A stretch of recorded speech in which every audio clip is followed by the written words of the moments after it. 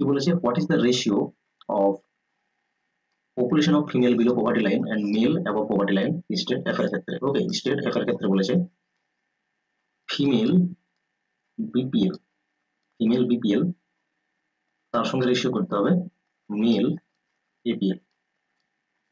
ওকে, তাহলে দেখো এখানে আমরা এটা কিভাবে করব, বিপিএল 20% দেখো গিভেন আছে, এপিএল কত হবে, তাহলে এপিএল হয়ে যাবে 80% এই অ্যাকর্ডিংলি। ওকে, যা এখানে গিভেন আছে বিপিএল পার্সেন্টেজ তো গিভেন আছে, এপিএলটা আমরা বের করে নিলাম এইভাবে।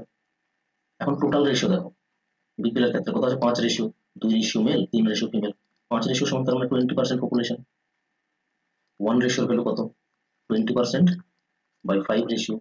ওকে, এটা চলে এলো। এখন ফিমেল বের করতে হবে বিপিএল এর, ফিমেল কত আছে না 3 রেশিও আছে, 3 রেশিওর ভ্যালু কত, 3 এখানে মাল্টিপ্লাই করে দাও তাহলেই হলো। এটাই হচ্ছে 3 রেশিওর ভ্যালু। এর সঙ্গে রেশিও হবে 20% বাই 5 রেশিও মাল্টিপ্লাই থাকছে 3, এর সঙ্গে রেশিও করতে হবে যা এপিএল বেরো। এপিএল কত রয়েছে, টোটাল 8 রেশিও রয়েছে। ওকে, এটা দেখো 8 রেশিও আছে, তাহলে 8 রেশিও মানে 80%। আর 1 রেশিওর ভ্যালু কত, 80% বাই 8 রেশিও। তাহলে কি বের করতে হবে এখানে, মেল। তাহলে মেল কত রয়েছে, মেল রয়েছে 3 রেশিও, 3 রেশিও এখানে বের করো। 3 রেশিও কত হবে, 80% বাই 8 রেশিও মাল্টিপ্লাই হয়ে যাবে 3। ওকে, তার মানে এটা এলো 80% ডিভাইডেড বাই 8 রেশিও মাল্টিপ্লাই 3। ওকে, কোনো কিছু এক্স ধরার দরকার নেই, এইভাবেই আমরা পার্সেন্টেজটাই তো টোটাল পপুলেশন, তাহলে সেখান থেকে করে নিচ্ছি।